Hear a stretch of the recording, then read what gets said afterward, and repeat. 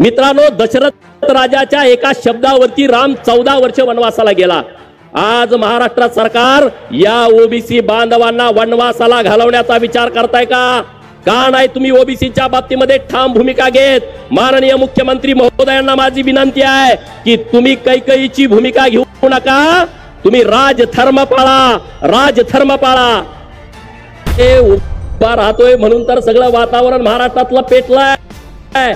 भुजबळ साहेबांना पंढरपूरच्या पांडुरंगाचा आशीर्वाद आहे मित्रांनो, आणि त्यामुळं काळजी करायचं कारण नाही, पण आपली जबाबदारी आहे भुजबळ साहेबांच्या पाठीमागे ठामपणे उभं राहायची मित्रांनो। म्हणजे एका मेंढीसाठी तो जीव द्यायला तयार होतो।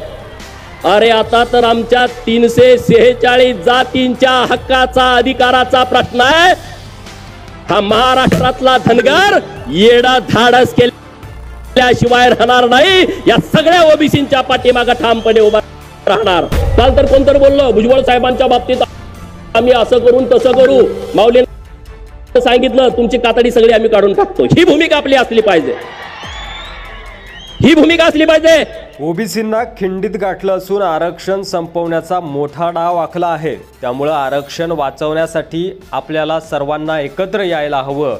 आरक्षणाला धक्का लागणार नाही असं एका बाजूला बोलायचं आणि दुसऱ्या बाजूला सरसगट कुणबी प्रमाणपत्र वाटून द्यायची अशी टीका करत भाजप आमदार गोपीचंद पडळकर यांनी सरकारला घरचा आहेर दिलाय।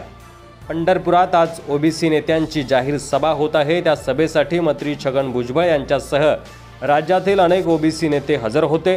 यावेळी गोपीचंद पडळकर यांनी राज्य सरकारवर जोरदार निशाणा साधला। राज्यात आज जी कुणबीची प्रमाणपत्र वाटली आहेत त्यात आम्हाला शंका आहे। छगन भुजबळांनी या संदर्भात पुरावा देखील दिला होता। शाळेतील जन्माचा दाखला भुजबळांनी दिलाय। मोकळ्या जागा आहेत त्या ठिकाणी पेनाने जातीचा उल्लेख केला जातोय।